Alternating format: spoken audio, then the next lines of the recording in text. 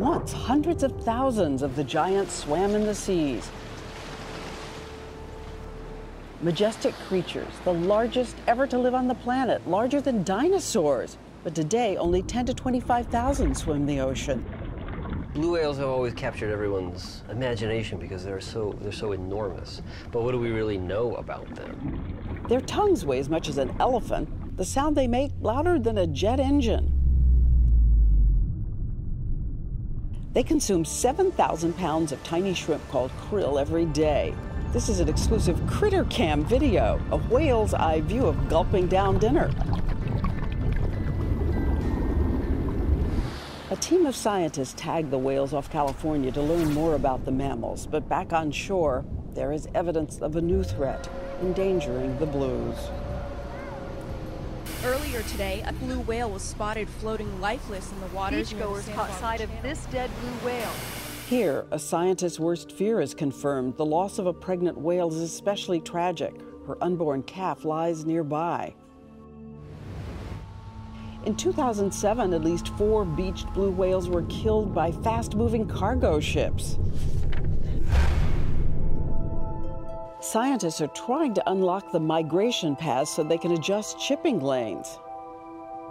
Off the coast of Costa Rica, whales come. They can hear each other 1,000 miles away. The scientists believe pregnant blue whales arrive in these warm waters. And the moment they're waiting for? Yep, I see it. I see it. That's a cute little guy. The mother with a tiny baby. Until you get a closer look. It's gigantic, 3 tons, the first baby blue ever caught on film. Another record for the world's biggest creatures. Newborns 25 feet long, the largest babies in the planet's history.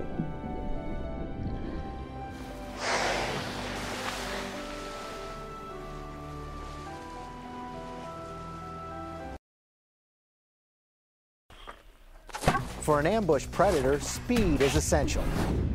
All ambush predators hide or camouflage themselves, laying in wait for their next meal. These lightning-fast predators strike faster than their prey can move or the naked eye can even detect. By firing up a high-speed camera, Brady Barr reveals the mechanics of each attack. Crocodiles use their muscular tails to lunge and shimmy their bodies in the air right towards this bait. Whoa! The diamondback rattler winds its body up, then strikes, uncoiling like a spring. But the world's most explosive muscle belongs to a giant palm salamander, who rockets out its tongue and snaps back a meal in a mere 7 milliseconds. In the blink of an eye, speed kills.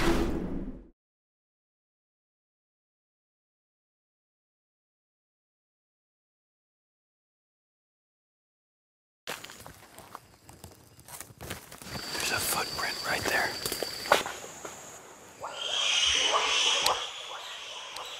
I guess we found them.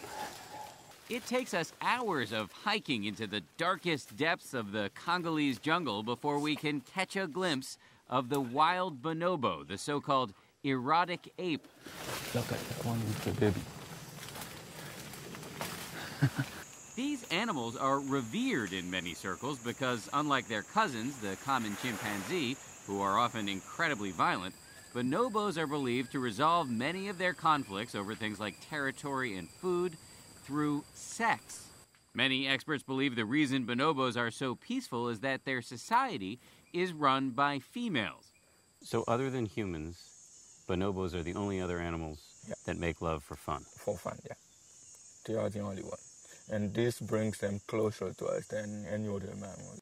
Our guide, Bila Isia Inogwabini, a researcher with the World Wildlife Fund, claims to have recently discovered an estimated 2,000 bonobos here in this stretch of largely unexplored African wilderness. That's a big deal since bonobos are feared to be headed toward extinction. Bonjour. Hey, dude. Bonjour. Bonjour. Bonjour. As we learned when we went to this sanctuary for orphan bonobos, these animals are routinely slaughtered by poachers here in this impoverished country who sell their meat as food. Go get him. I have a new friend. Waka. Waka. Go get the camera. Go get him. Go get him. Huh? Oh, she found some tissues. That's hard to believe when you see how human these animals are. Just take a look at their hand. In fact, bonobos are 98.5% genetically similar to us. You want to be on camera, Waka? What do you think? You a star? You a star? A close encounter with our closest animal relative, and a lesson in how important it is to protect these incredible creatures. For Good Morning America, Dan Harris, ABC News, in the Democratic Republic of Congo.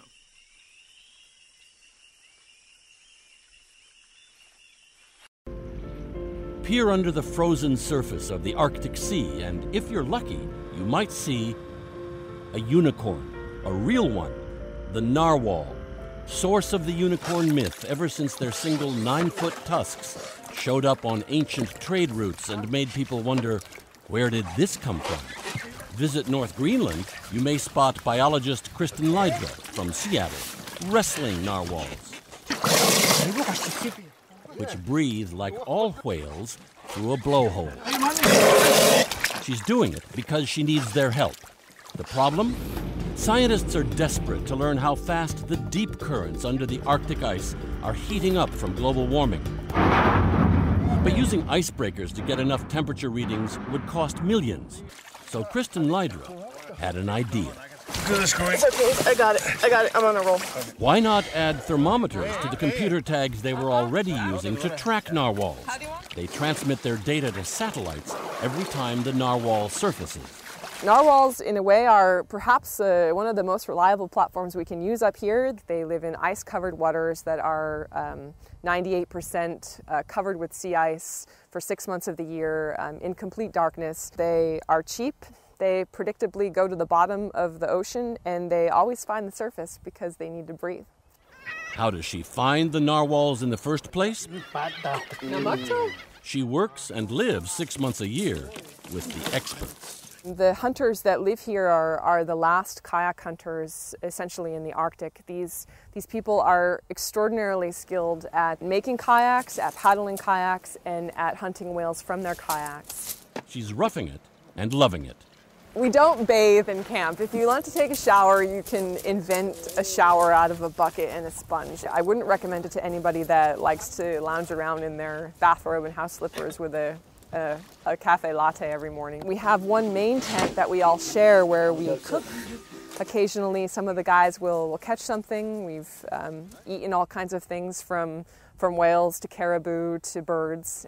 The sheer beauty of the place does help to make life bearable. And when they do get a narwhal in the net... Attaching a satellite tag to a narwhal isn't necessarily the easiest thing to do. But while breathing in a little unicorn breath, they work some scientific magic with a little help from these mysterious creatures who are now helping to study how fast their beautiful icy world is melting away. For Good Morning America, this is Bill Blakemore, ABC News, off the western coast of Greenland.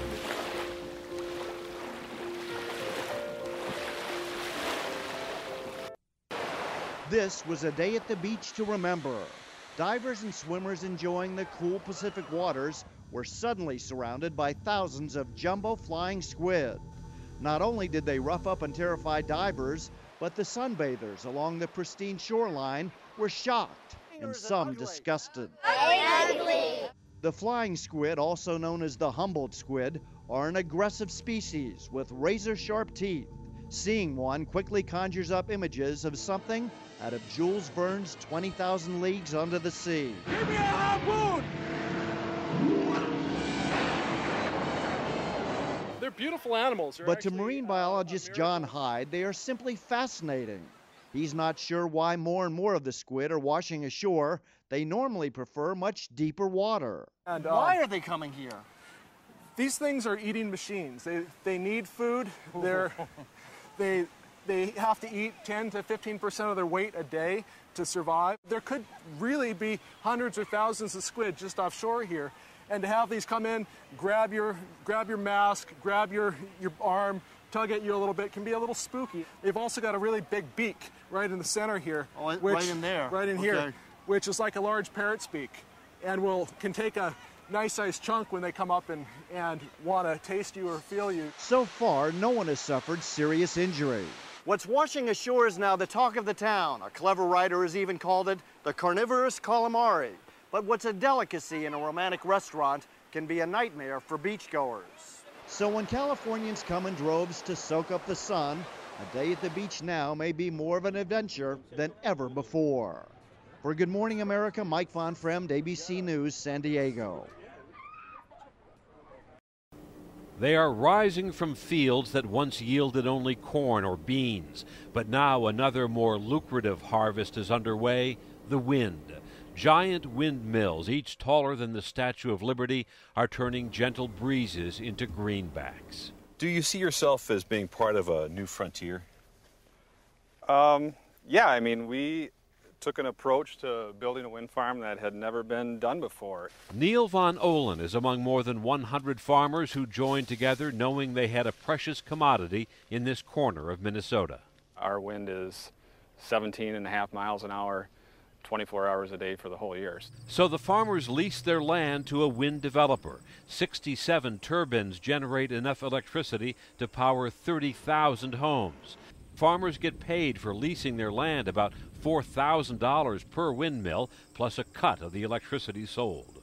It's definitely a way to add to your bottom line. The wind boom is creating new jobs in a depressed rural area. 20-year-old Jake Hansen just bought a house and truck thanks to paychecks earned on wind farms. For me, it's allowed, me and a few others, opportunity to be able to start a good living for ourselves in an area that there's not much available. Not to mention the extra $500,000 in taxes for county schools and other services. We're talking about an enormous amount of wealth going towards the Great Plains of the United States, which is the wind belt of this country. Rockport, Missouri is in the buckle of the wind belt. The energy generated here powers everything in this town of 1,400. The big payoff, electricity bills here frozen for the next quarter century. It's not going to replace oil, but is it going to help? Absolutely.